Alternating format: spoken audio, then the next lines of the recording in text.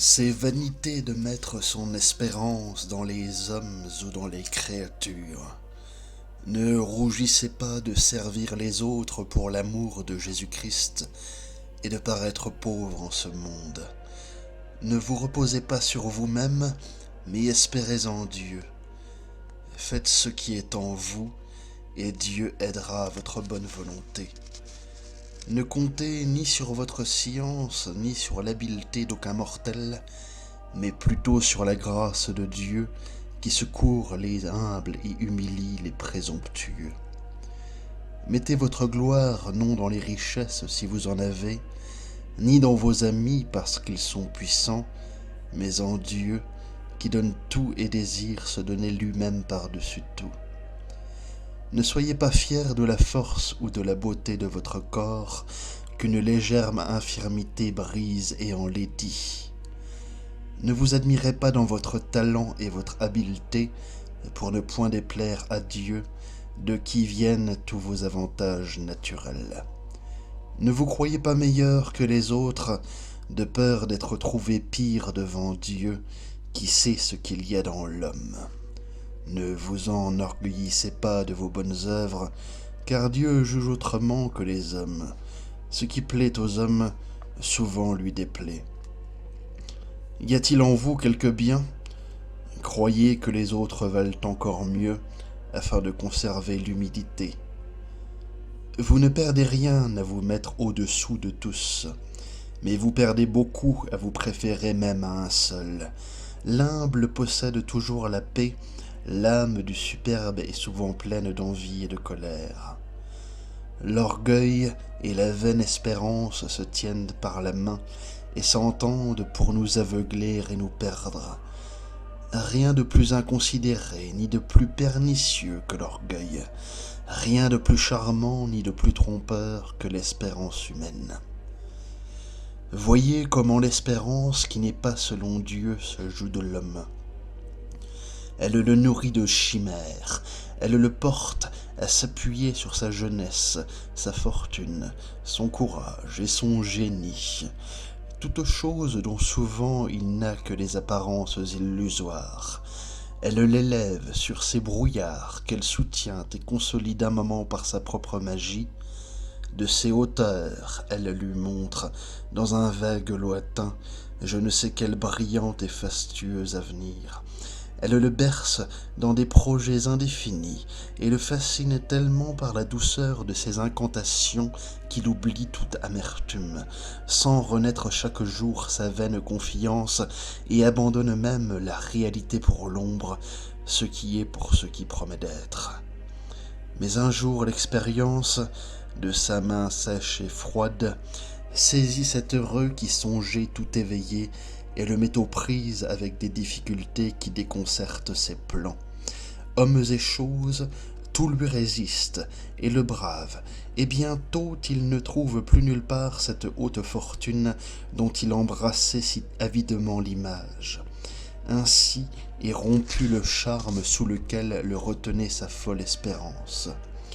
Ne livrez donc pas votre cœur à ces rêves qui n'apportent pas toujours ce qu'ils promettent et qui n'assurent jamais ce qu'ils donnent. Fuyez également l'orgueil, soit l'orgueil du dedans par où l'on s'admire et l'on se complaît au spectacle de sa propre supériorité, soit l'orgueil du dehors qui éclate dans les paroles, dans les œuvres et dans toute la conduite. De quoi sommes-nous fiers après tout ? De notre intelligence ? Mais un faible bruit la tient en échec, une légère maladie la paralyse. De notre corps ? Mais il n'a qu'une force et une beauté périssables, et il est promis aux vers du tombeau, des honneurs et de l'éclat qui nous entourent. Mais tout cela n'est pas nous et ne peut vraiment nous grandir. Souvent puéril, toujours dénué de motifs valables, l'orgueil est en outre le fléau de la vie et la perte de l'âme. Il aveugle, tourmente, attriste ses victimes. Il leur ôte la rectitude du jugement et la paix du cœur. Il les jette dans le trouble et les angoisse par mille ambitieux desseins et par le poison de la sombre envie. Ce qu'elles peuvent d'ailleurs faire de bien, il l'altère et le détruit, en le tirant de leurs mains pour s'en nourrir et empêcher ainsi que Dieu n'y trouve sa gloire. Et rien n'est plus funeste à l'homme, car celui qui s'élève par orgueil, Dieu l'abaissera par justice. N'ouvrez pas votre cœur à toute personne, mais confiez-vous à l'homme sage et craignant Dieu. Voyez rarement les jeunes gens et les gens du monde. Ne flattez pas les riches et n'aimez point apparaître devant les grands. Recherchez les humbles et les simples, les hommes pieux et de bonnes mœurs, et parlez de choses édifiantes. Ne soyez familiers avec aucune femme, mais recommandez généralement à Dieu toutes les femmes vertueuses. Ne soyez et ne souhaitez d'être familiers qu'avec Dieu et ses anges, et craignez d'être connus du monde. Il faut avoir de la charité pour tous, mais la familiarité ne vaut rien. Souvent elle brille de loin par sa bonne renommée, qui perd beaucoup à être vue de près.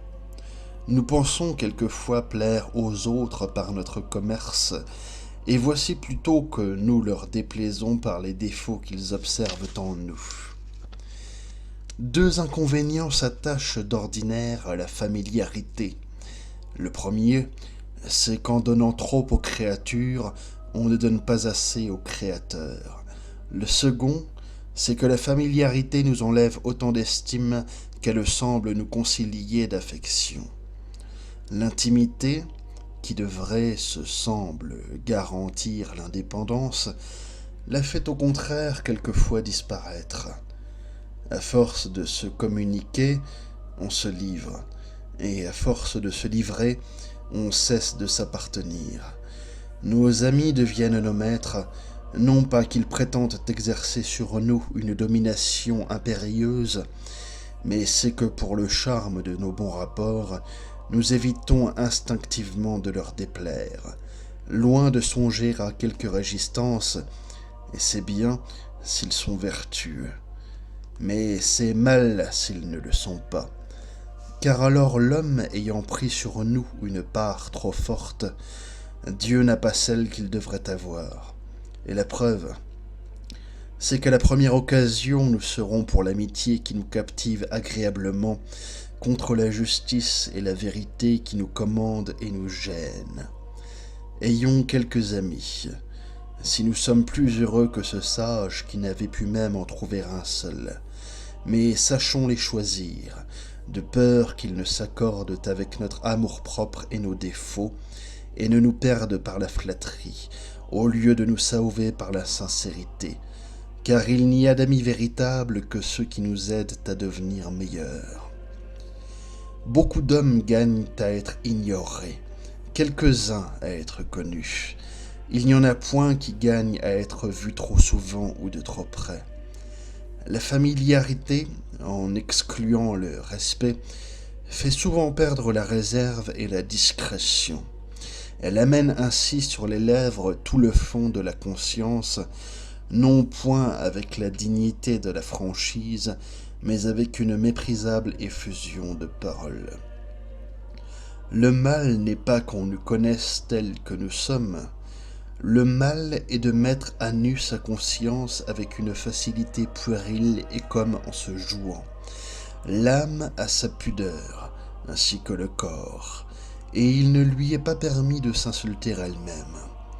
En tout cas, et c'est précisément ce qu'il importe de rappeler ici, celui-là se trompe qui croit mériter et obtenir l'affection par les ressources vulgaires de la familiarité. Son âme frivole ne recueillera que le mépris. Heureux même s'il n'a pas à regretter cruellement un jour l'abondance et le caractère de ses paroles, irréfléchies et à sentir que tout n'est pas faux dans cette recommandation pourtant si exagérée d'un ancien. Traitez vos amis comme s'ils devaient plus tard être vos ennemis. C'est une très grande chose d'être dans la dépendance, de vivre sous un supérieur et de ne plus s'appartenir. Il est bien plus sûr d'avoir à obéir qu'à commander. Beaucoup obéissent plutôt par nécessité que par amour. Ils souffrent et se laissent aller au murmure. Ils n'obtiendront la liberté d'esprit qu'en se soumettant de tout leur cœur en vue de Dieu. Allez près ou loin, vous ne trouverez le repos que dans une humble dépendance, sous la conduite d'un supérieur. Changer de lieu, imaginant qu'on y gagne, ça a été l'illusion d'un grand nombre. Il est vrai, l'homme suit volontiers son sens, et il a plus d'inclination pour ceux qui s'y rangent. Mais si Dieu est parmi nous, il faudra quelquefois abandonner notre sentiment pour le bien de la paix. Qui est si éclairé qu'il sache parfaitement toutes choses ? N'ayez donc pas trop de confiance en votre opinion, mais écoutez volontiers celle d'autrui. Si votre avis est bon, et qu'à cause de Dieu vous y renonciez pour en suivre un autre, vous y trouverez plus d'avantages. Car j'ai souvent ouï dire qu'il est plus sûr de recevoir un conseil que de le donner. Il se peut encore que le sentiment de chacun soit bon, mais ne pas vouloir céder aux autres, quand la raison ou l'occasion l'exige, c'est une marque d'orgueil et d'opiniâtreté. L'homme est tenu d'obéir, parce qu'il existe au-dessus de lui un maître souverain qu'il a droit de commander. Dieu est ce maître souverain. De lui découle toute autorité avec toute paternité. À son droit se rattachent tous les droits qui sont le fondement et la force de la famille et de la société. Par conséquent, les désobéissances aux légitimes prescriptions de la famille et de la société se résolvent définitivement en désobéissance à la volonté de Dieu, auteur et premier législateur de l'une et de l'autre.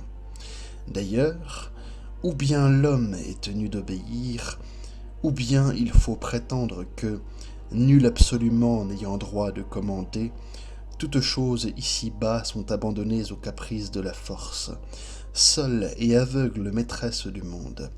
Alors on constitue l'insolence et le despotisme en haut, la souffrance et l'avilissement en bas, la honte et l'anarchie partout. Mais si l'on recule avec horreur devant un système si absurde et si désastreux, c'est donc qu'il y a sur terre des droits et par là même des devoirs, et qu'ainsi l'homme n'est point indépendant.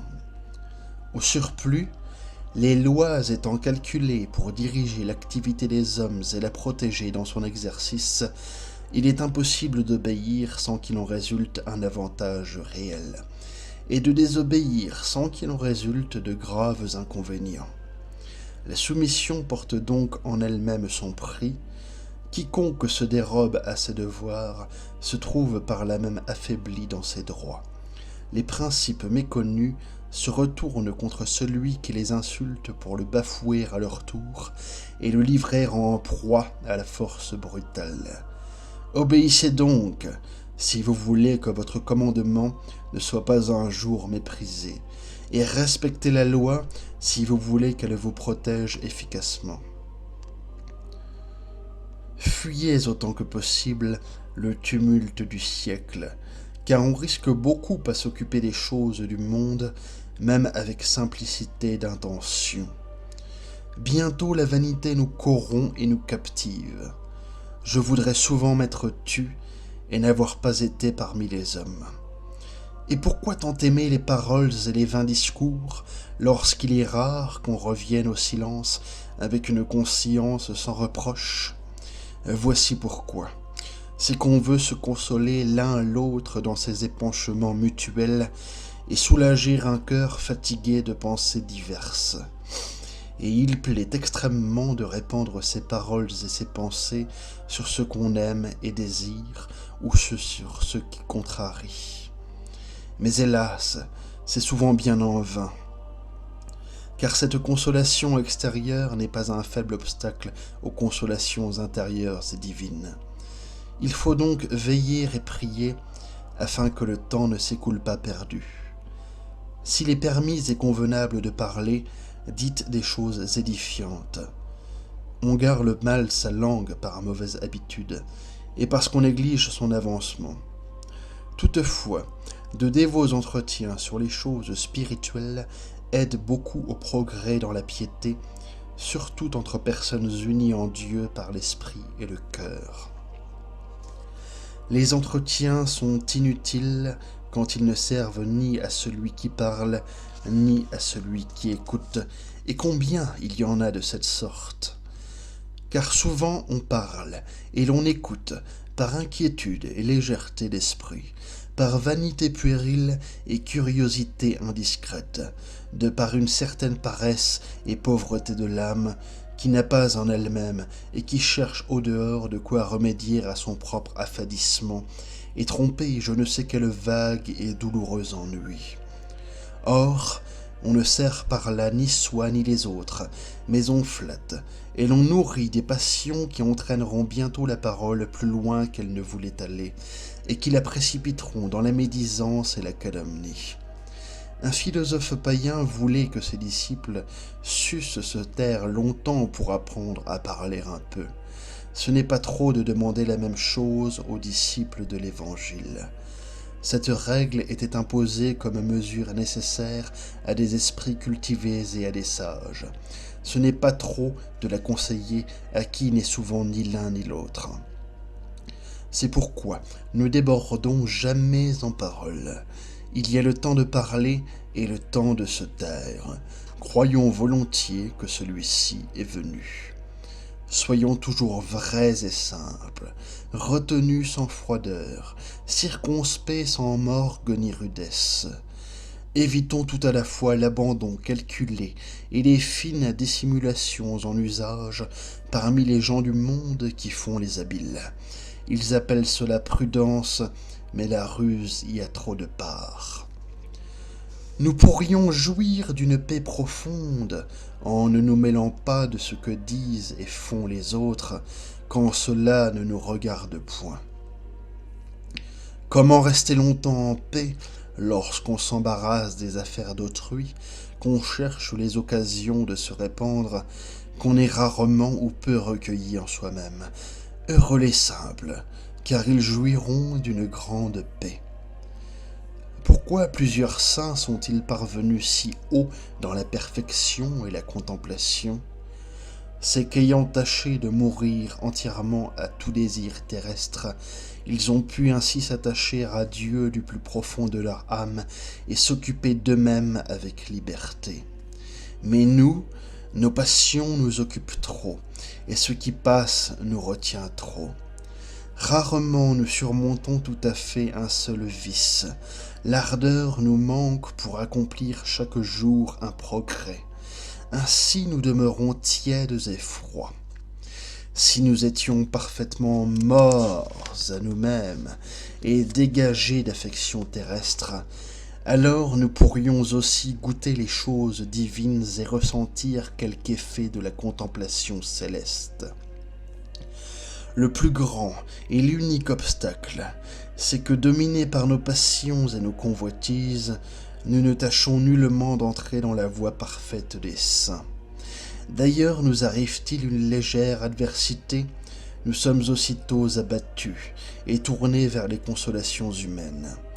Si nous savions, en gens de cœur, rester fermes dans le combat, assurément nous verrions le secours de Dieu descendre du ciel sur nous. Car il est prêt à soutenir qui lutte en espérant dans sa grâce, puisque c'est pour nous faire vaincre qu'il nous donne l'occasion de combattre. Si nous plaçons le progrès de la piété seulement dans les pratiques extérieures, notre dévotion passera bien vite. Mettons la cognée à la racine de l'arbre, afin que, délivrés des passions, nous ayons l'âme en paix. Si chaque année nous déracinions seulement un vice, bientôt nous serions parfaits. Mais souvent, au contraire, Il se trouve que nous étions meilleurs et plus purs au commencement de notre conversion qu'après plusieurs années de profession. Notre ferveur et nos progrès devraient croître chaque jour, et maintenant on compte pour beaucoup de conserver une partie de sa première ardeur. Si l'on s'imposait d'abord quelques contraintes, on pourrait tout faire ensuite avec facilité et joie. C'est dur de quitter ses habitudes, mais c'est plus dur encore de contrarier sa volonté propre. Cependant, si vous ne triomphez pas des obstacles légers et faibles, quand vaincrez-vous les plus difficiles ? Résistez dès l'origine à votre inclination et rompez la mauvaise habitude de peur qu'insensiblement elle ne vous engage dans des liens plus forts. Oh, si vous considériez ce que votre bonne conduite donnerait de paix à vous-même et de joie aux autres, vous auriez, je crois, plus à cœur votre avancement spirituel. La paix n'habite pas dans le désordre. Elle est au contraire le prix inestimable et le résultat de l'ordre.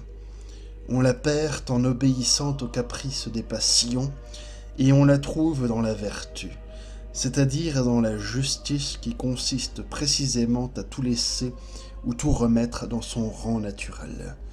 La justice et la paix se tiennent embrassées, dit le prophète.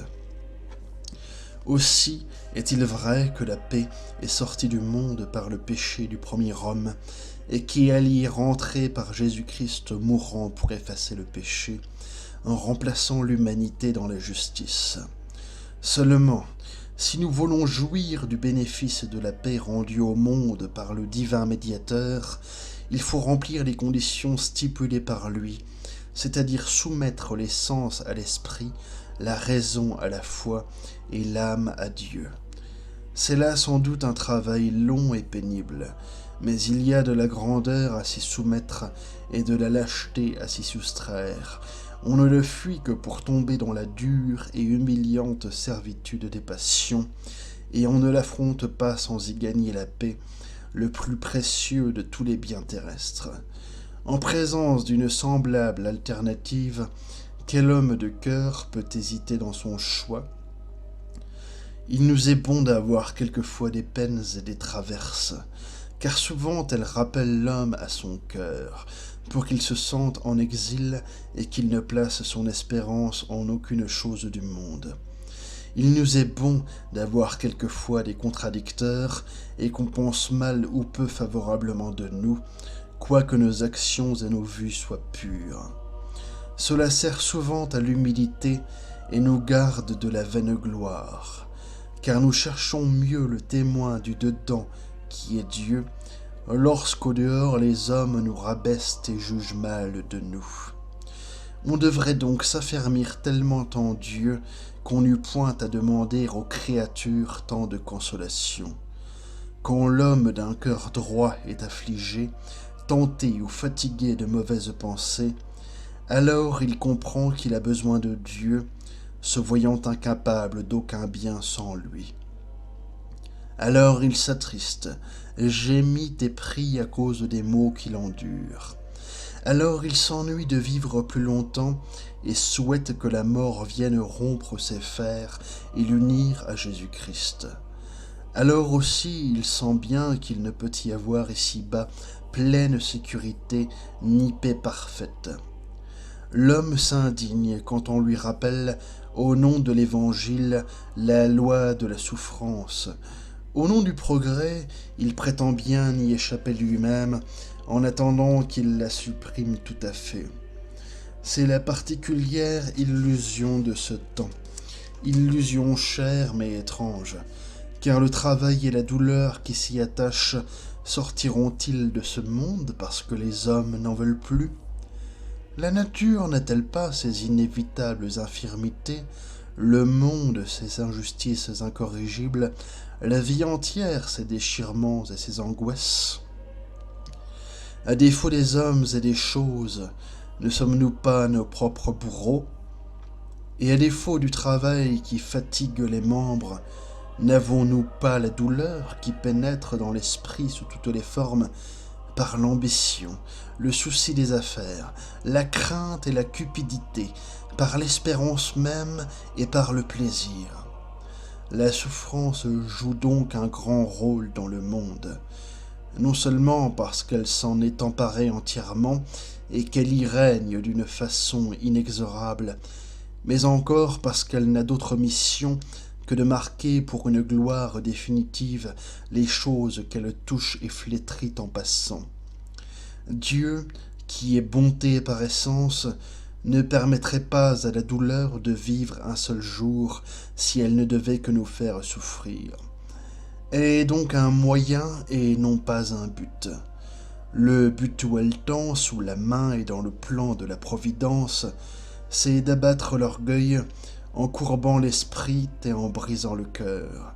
C'est de fortifier les volontés débiles en les nourrissant d'un pain amer et en tirant de l'âme des ressources et une énergie qu'elle ne se connaissait pas.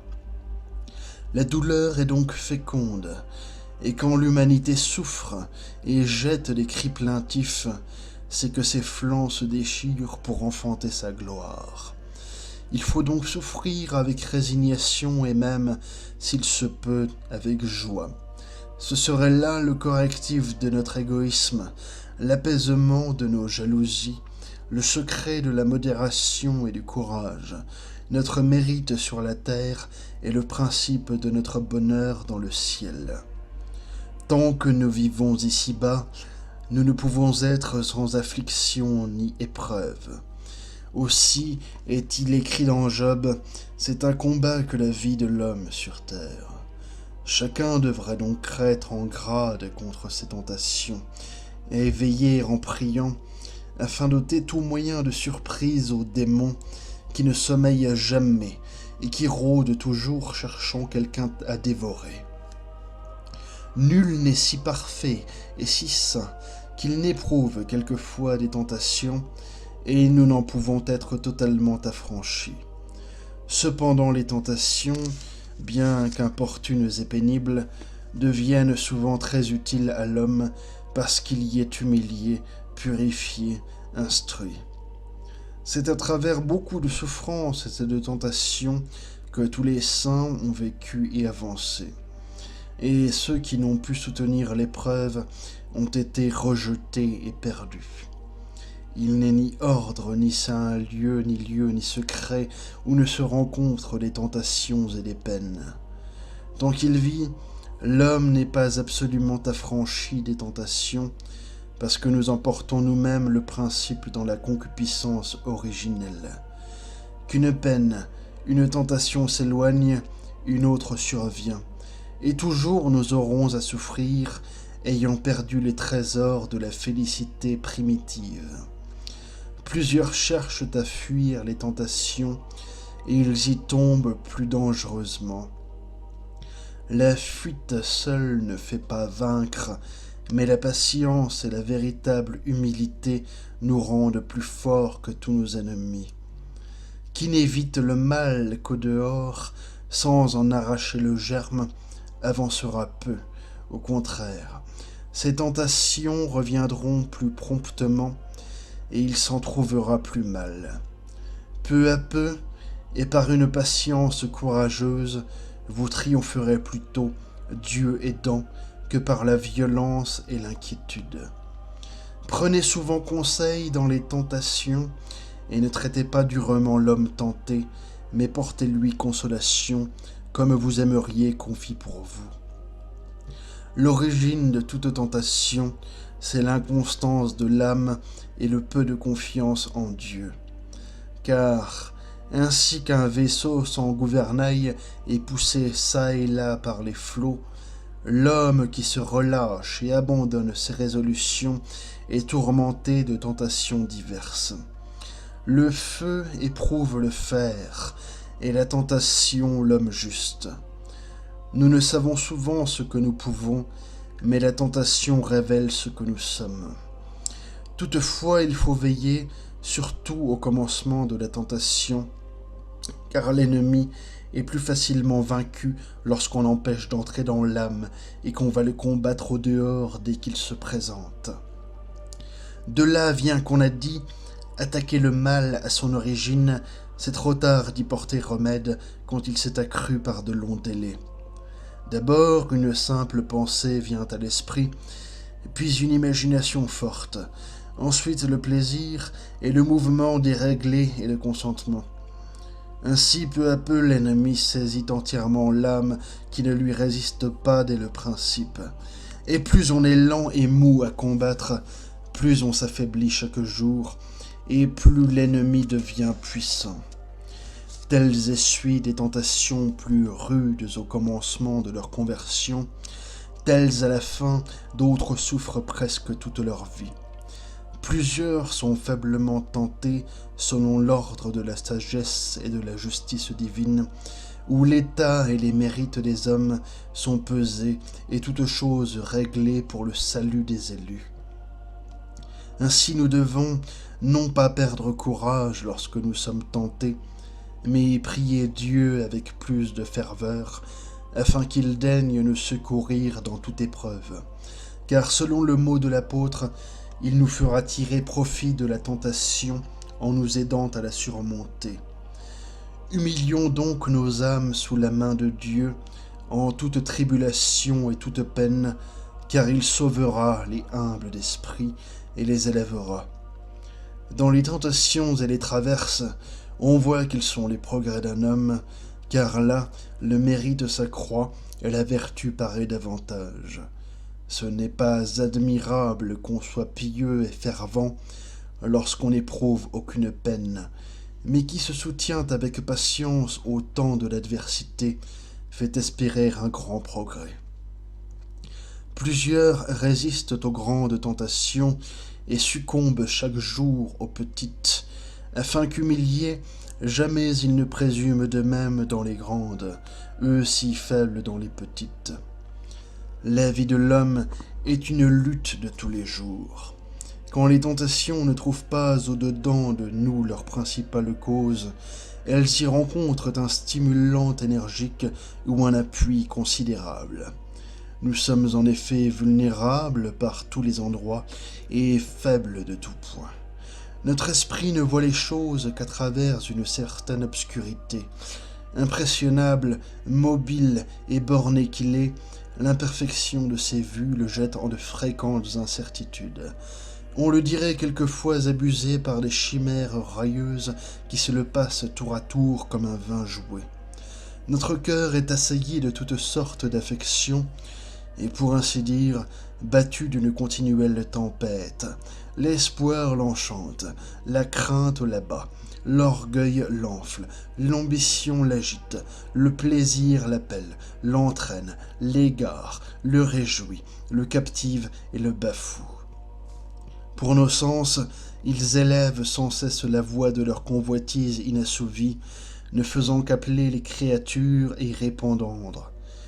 Toutes ces tendances et ces infirmités nous créent de nombreux et effrayants périls, hélas, et nous rendent aisément dupes de nous-mêmes, du monde et de ce tentateur invisible qui a gardé, comme débris de son naufrage, dit Bossuet, une intelligence perçante et sublime, une grande force de volonté à mouvoir les corps et un redoutable empire sur la nature humaine.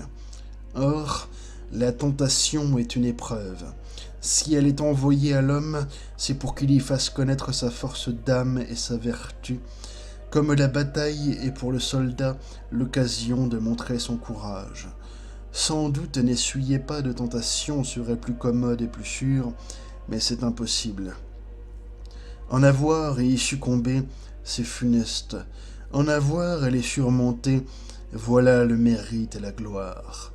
Ne les cherchez pas, fuyez-les plutôt autant qu'il est possible, et demandez à Dieu qu'il vous en délivre.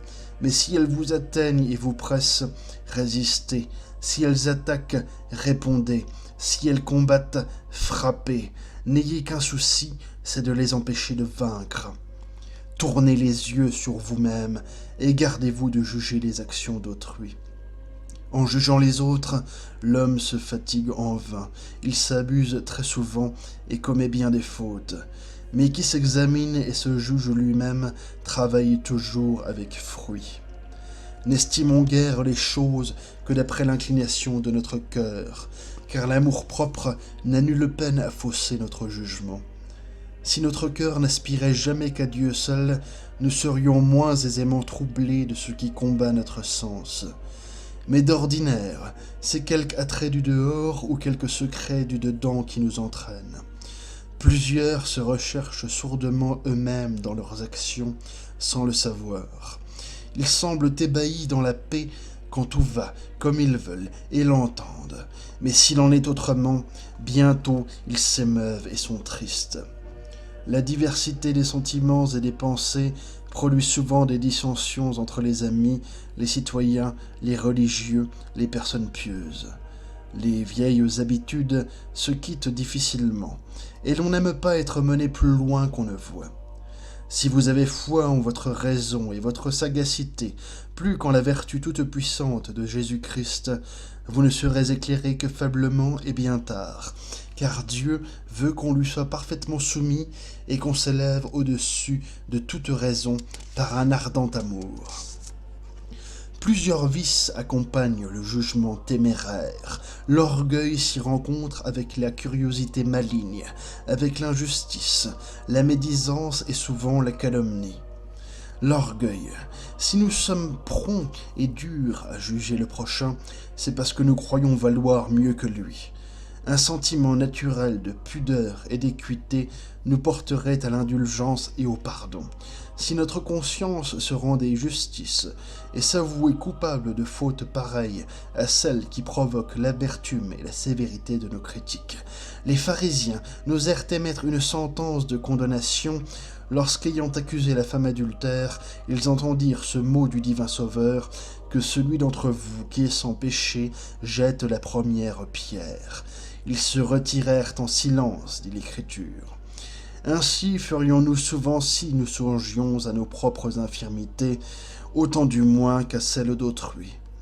La curiosité, qui aime à dire, a besoin de savoir, qui ne sait pas, cherche, qui cherche, veut trouver, et qui ne trouve pas, invente plutôt que de se taire. Peut-être a-t-il découvert une paille dans l'œil d'autrui. Il regarde de plus près afin de se convaincre de ce qu'il désire et d'y apercevoir une poutre. Il exagérera ce qu'il a vu, et si l'œil est absolument pur, il y mettra plutôt quelque chose que de reconnaître qu'il n'y a rien. C'est ainsi malheureusement que la vie du prochain, qui devrait être murée, se trouve au contraire envahie par des regards indiscrets et livrée en proie aux langues sans retenue. L'injustice. Le jugement appartient en principe à Dieu seul, qui a créé tous les êtres en leur fixant un but convenable, et qui apprécie infailliblement la fidélité qu'ils mettent à suivre leur voie. Quand donc nous prétendons juger nos frères sans y être autorisés de Dieu, nous prenons indûment à leur égard le rôle de supérieurs, en les citant à notre tribunal, et nous affectons de nous égaler à Dieu, notre supérieur à tous. On viole ainsi par un même attentat et les lois de la société et l'autorité du Créateur. La médisance et la calomnie suivent presque toujours le jugement téméraire, car, comme nous ne jugeons mal nos frères que par envie et par orgueil, notre passion serait peu satisfaite si d'autres ne la partageaient. Et c'est pour cela que notre langue s'emporte à déchirer le prochain par des vérités hors de propos et même par le mensonge. Ne jugeons point, afin que nous ne soyons pas jugés. Si quelque scandale se manifeste, reconnaissons qu'à la place du coupable, nous aurions peut-être été pires, et prions Dieu de lui pardonner une faute dont nous avons été préservés. Pour rien au monde, ni pour l'amour de personne, il ne faut faire le moindre mal, mais on peut quelquefois, pour l'utilité et le bien d'autrui, différer une bonne œuvre ou la remplacer par une meilleure. Car ainsi, le bien n'est pas détruit, mais il cède au mieux. Sans charité, l'œuvre extérieure est vaine, mais tout ce qui se fait avec charité, si petit et vil qu'il soit, tourne entièrement à profit. Car Dieu regarde plus à nos motifs qu'à nos œuvres. C'est faire beaucoup que d'aimer beaucoup. C'est faire beaucoup que de faire bien les choses. On fait bien lorsqu'on préfère à son agrément l'utilité commune. Souvent, ce que l'on croit charité est plutôt convoitise, car l'inclination naturelle, la volonté propre, l'espoir de la récompense, le désir de quelque avantage, rarement veulent nous quitter. Qui possède la charité véritable et parfaite ne se recherche en rien, mais désire uniquement que Dieu soit glorifié en toutes choses. Il ne porte envie à personne parce qu'il n'aspire à aucune faveur particulière. Il ne se réjouit pas en lui-même et ne veut mettre qu'en Dieu son souverain bonheur.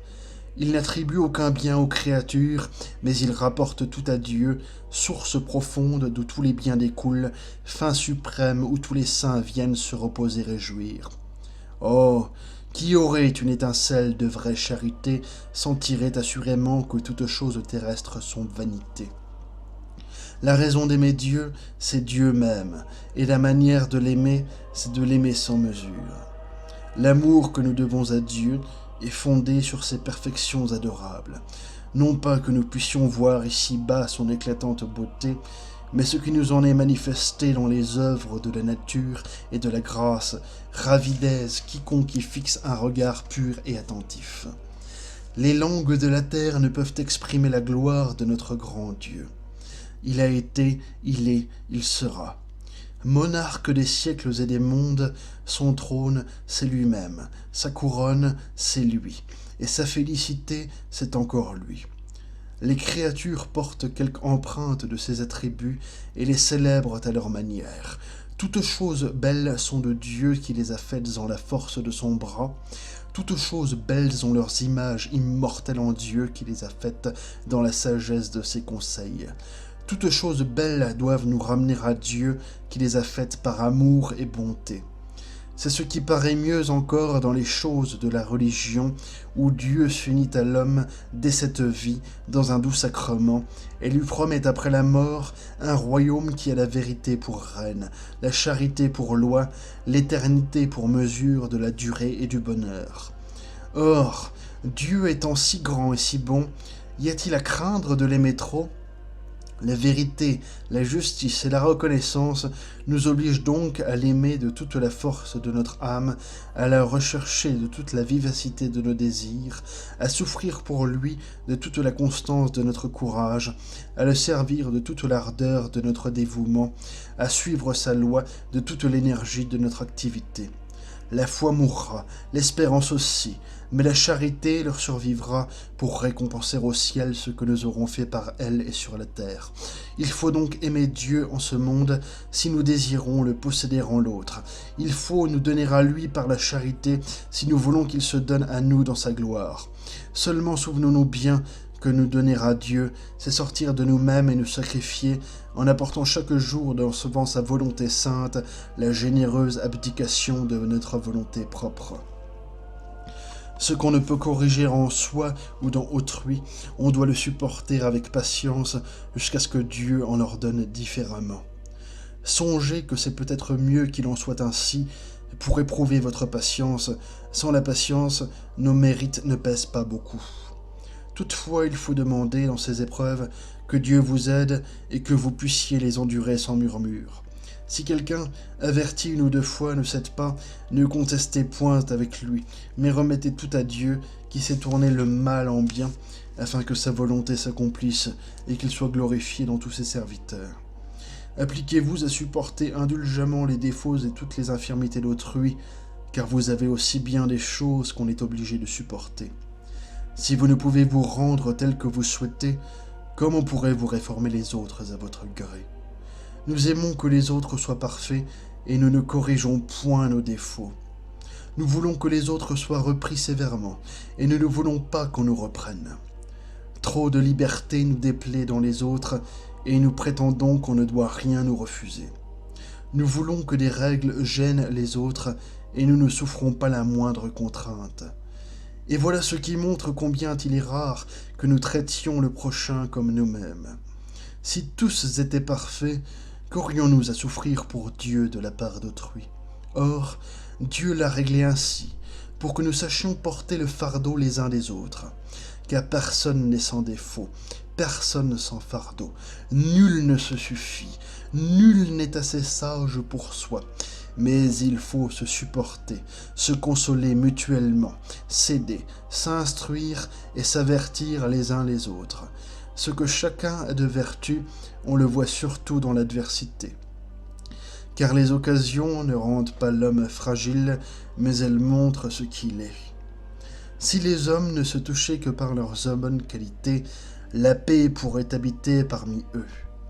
Mais quand ils se touchent par leurs mauvaises, ils deviennent l'un pour l'autre une épreuve, et ceci arrive souvent, car ils ont de nombreuses imperfections, et d'ailleurs la différence des esprits, des intérêts, des caractères et des passions les divise et les met en lutte plus ou moins ouverte.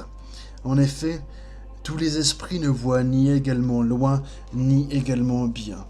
De là des dissentiments quelquefois très prononcés et très vifs, même en des questions abandonnées à un libre examen. Il y a aussi dans les intérêts une source féconde et permanente d'antagonisme, car comme ils sont représentés par des choses matérielles et partageables, il en résulte que nous avons d'autant moins que notre voisin a davantage, et réciproquement. De là, une sorte de guerre perpétuelle pour faire passer des mains de l'un dans celles de l'autre l'objet d'une commune convoitise. Ensuite, qui ignore les oppositions de caractères et les querelles qui s'y rattachent, les antipathies instinctives et les répugnances d'humeur tiennent une grande place dans les mutuelles relations des hommes, et souvent elles y répandent les mécomptes, les froideurs et les haines.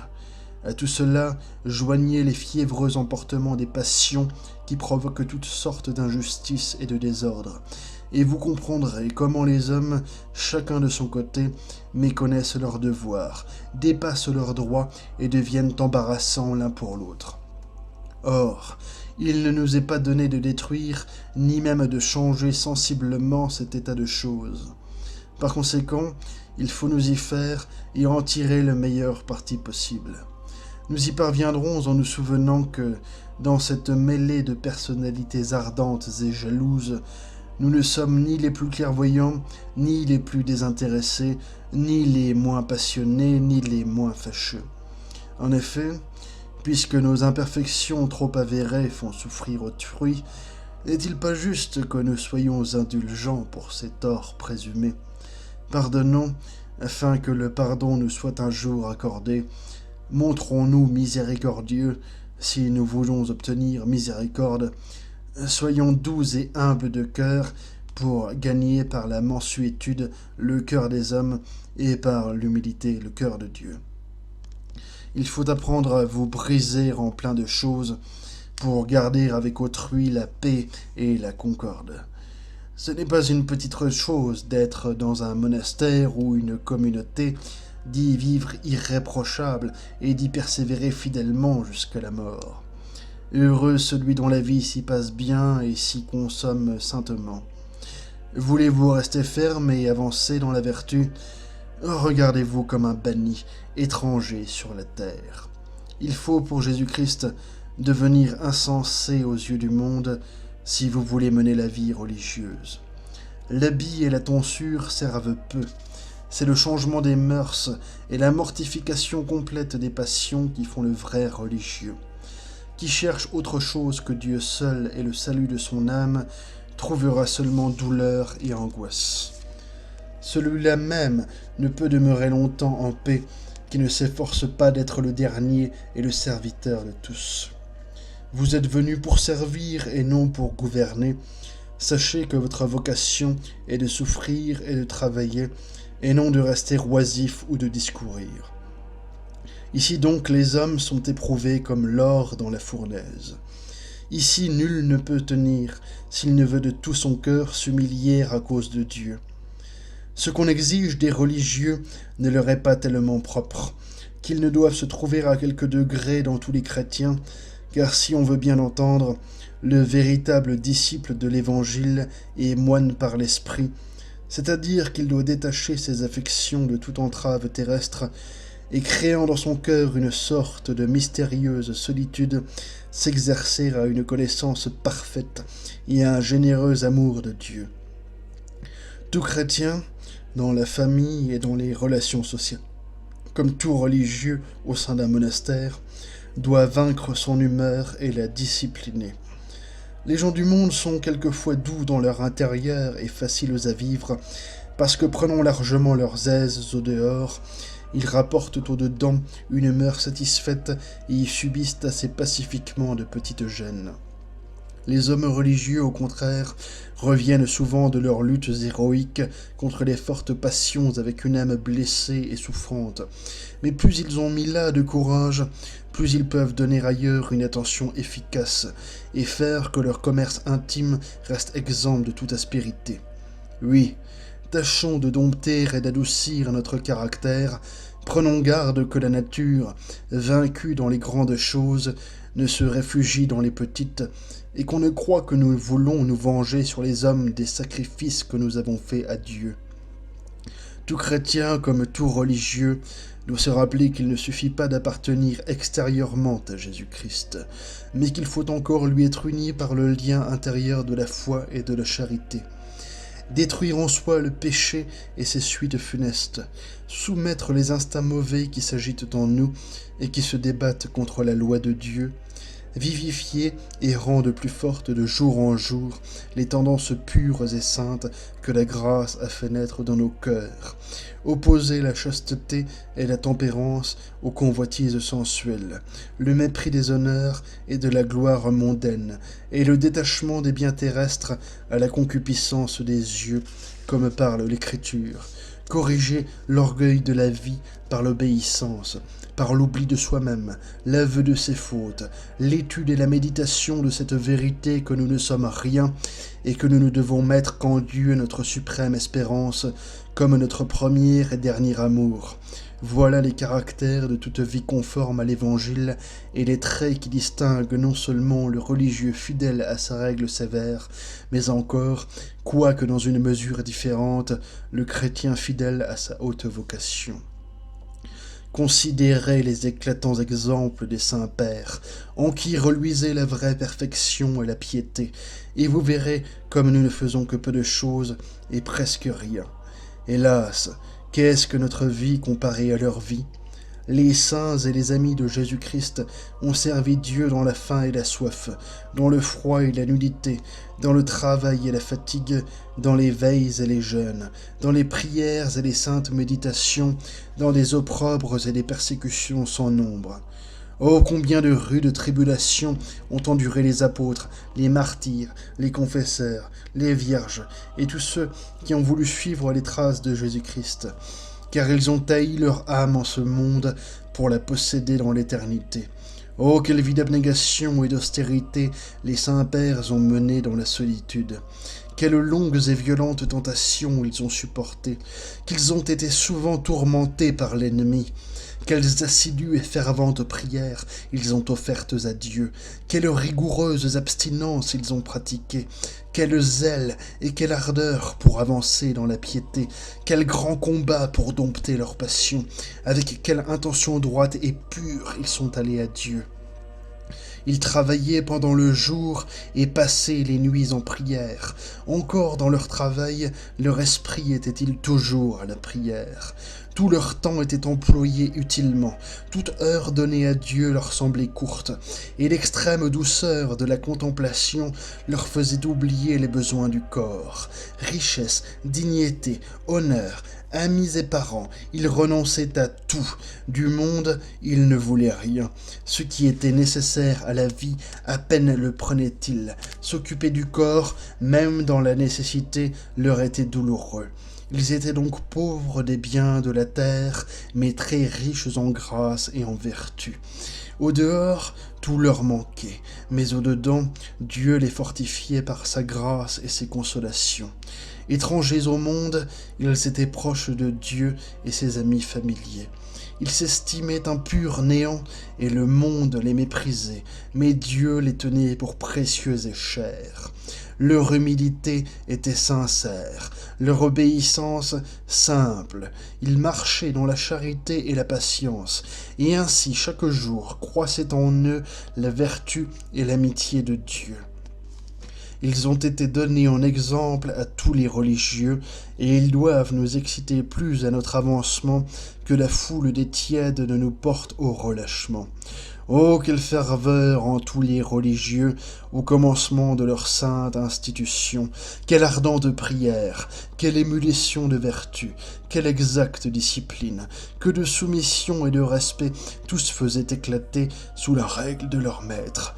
Des traces illustres montrent encore combien étaient saints et parfaits ces hommes qui, dans leur lutte si généreuse, foulèrent le monde aux pieds. Aujourd'hui, on admire un religieux s'il ne viole point sa règle et s'il porte patiemment le fardeau qu'il s'est imposé. Ô tiédeur, ô négligence qui a fait dégénérer si vite l'ancienne ferveur de notre état et qui nous rend la vie fastidieuse par abattement et lâcheté. Plaise à Dieu que le désir d'être meilleur ne sommeille pas complètement en vous, qui avez vu souvent les exemples d'hommes pieux. Rien n'est puissant et efficace comme l'exemple. Voilà pourquoi Jésus-Christ a voulu pratiquer sa doctrine avant de nous l'enseigner. C'est la remarque de l'Évangile. Voilà pourquoi encore il nous prémunit fortement contre le scandale et nous excite à rendre notre vie si exaltante en sainteté que les hommes puissent la voir avec édification et glorifier Dieu. Aussi cet enseignement de l'exemple n'a-t-il jamais fait défaut dans l'Église. La vie des anciens solitaires, non moins que la mort des martyrs, en est une preuve héroïque et touchante. Si donc votre cœur languit et défaille dans le chemin de la vertu, si votre âme a ses ennuis, votre corps ses abattements et ses résistances, ne posez point les armes comme un homme vaincu. Voyez plutôt et imitez ceux qui, avant vous, ont subi ces mêmes épreuves et s'y sont montrés supérieurs. Ce fut un beau spectacle donné à la primitive Église que la vie de ces pénitents illustres qui peuplaient les solitudes de l'Égypte, de la Palestine et de l'Orient, et qui, parmi les mortifications et dans la pénitence, passaient sur terre comme des anges et jouissaient de la douce familiarité de Dieu. Mais leur vie était sainte parce qu'elle était laborieuse, souffrante et remplie de sacrifices. Par conséquent, ce qui vous effleure les a frappés, ce qui vous atteint les a déchirés, mais ce qui vous abat, ils l'ont vaincu, et là où votre faiblesse se trahit, leur courage a éclaté. La sueur a coulé de leur front, leurs bras se sont fatigués dans leur travail, leur corps s'est flétri et brisé dans les jeûnes et les austérités, leur corps a connu les tentations de l'orgueil et de la volupté, les peines intimes, les aridités de la prière, les angoisses des combats livrés pour la vertu. Au lieu de fléchir sous le poids de tous ces maux, ils ont marché vers le ciel d'un pas ferme et y sont parvenus en triomphe. Également faibles contre la douleur, faibles contre le plaisir, accessibles à la crainte et aux vaines espérances, joués de l'illusion et de l'erreur, qu'êtes-vous donc qu'ils n'aient été? Et qu'ont-ils fait que vous ne puissiez faire? Contre eux on vous appelle non à la paix, mais à la guerre, non à vous reposer dans les délices, mais à souffrir dans la lutte, non à la satisfaction de vos penchants, mais à l'abnégation de votre volonté propre. Comme eux, sachez vous vaincre, car vous êtes votre grand ennemi. Sachez résister aux séductions du monde et du démon, car le chemin où ils vous attirent avec douceur mène à de profonds abîmes. Sachez endurer quelques maux ici-bas, car la patience vous méritera des grâces et vous ouvrira la porte du ciel. La vie d'un bon religieux doit être riche en toute vertu, afin qu'il soit tel intérieurement qu'on le voit à l'extérieur. Et sans doute, il doit être bien meilleur au-dedans qu'il ne paraît au dehors, parce que Dieu nous regarde, et que partout où nous sommes, il faut le révérer profondément et marcher devant lui, pur comme des anges. Il faut chaque jour renouveler notre résolution, puis comme si notre conversion datait seulement d'aujourd'hui, nous exciter à la ferveur et dire « Aidez-moi, Seigneur, dans mes bons desseins et dans votre service, et donnez-moi de bien commencer maintenant, car je n'ai rien fait jusqu'ici. » Telles nos résolutions, tels nos progrès, il faut s'y appliquer soigneusement si l'on veut avancer beaucoup. Si celui qui prend de fortes résolutions y manque souvent, que sera-ce si l'on n'en forme que de rares ou d'assez faibles? Il y a diverses manières d'abandonner nos desseins, et une légère omission dans nos exercices devient presque toujours funeste. Les jours fondent leurs résolutions plutôt sur la grâce de Dieu que sur leur propre sagesse, et quoi qu'ils entreprennent, c'est toujours en lui qu'ils mettent leur confiance, car l'homme propose, mais Dieu dispose, et la voie de l'homme n'est pas en lui. Si par un motif pieux ou pour l'utilité du prochain, nous omettons quelquefois nos exercices ordinaires, il ne sera facile ensuite d'y supplier. Mais si nous les quittons inconsidérément par négligence ou dégoût, la faute n'est pas légère et nous en souffrirons. Faisons tous les efforts possibles. Encore manquerons-nous en bien des choses. Cependant, il faut toujours nous proposer un but fixe et combattre surtout les obstacles qui nous retardent le plus. On doit examiner et régler également l'extérieur et l'intérieur, car l'un et l'autre intéressent nos progrès. Si vous ne pouvez être continuellement recueillis, soyez-le de temps en temps, par exemple 2 fois le jour, le matin et le soir. Le matin, formez vos résolutions, le soir, examinez votre conduite, ce que vous avez été dans vos paroles, vos actions et vos pensées, car peut-être y avez-vous souvent offensé Dieu et le prochain. Armez-vous de courage contre les artifices du démon. Réprimez l'intempérance, et vous réprimerez plus facilement tous les appétits de la chair. Ne soyez jamais oisifs, mais lisez ou écrivez, priez ou méditez, ou faites quelque chose pour le bien commun. Cependant, on doit être réservé dans les exercices corporels, et ils ne conviennent pas à tous indistinctement. Ce qui n'est point pratique commune ne doit point paraître au dehors, il vaut mieux remplir en secret les exercices particuliers. Ne soyez toutefois ni lâches aux dévotions ordinaires, ni trop ardents pour vôtres, mais après avoir pleinement et fidèlement accompli les devoirs imposés. S'il vous reste du temps, rendez-vous à vous-même selon l'attrait de votre piété. Tous ne peuvent s'attacher aux mêmes pratiques. L'un gagne plus à celle-ci, l'autre à celle-là. On est porté même à les diversifier selon les temps, telles plaisent davantage aux jours de fête et telles aux jours ordinaires. Des unes, nous avons besoin dans la tentation, des autres, dans la paix et le repos. Certaines pensées plaisent quand on est triste et d'autres quand on goûte les joies de Dieu. Il faut, au retour des grandes fêtes, renouveler nos pieux exercices et implorer avec plus de ferveur les suffrages des saints. Disposons-nous d'une fête à l'autre, comme si nous devions sortir alors de ce monde pour entrer dans l'éternelle fête. Aussi faut-il nous préparer avec soin dans ces saints temps, vivre plus pieusement et mieux observer la règle, comme devant bientôt recevoir de Dieu le prix de notre travail. Et si cela retarde, croyons que nous ne sommes pas encore bien préparés, ni dignes de la gloire infinie qui sera manifestée en nous au temps marqué, et faisons effort pour mieux nous disposer à ce passage. Heureux, dit saint Luc, le serviteur que le maître, à son arrivée, trouvera veillant. Je vous le dis en vérité, il l'établira sur tous ses biens.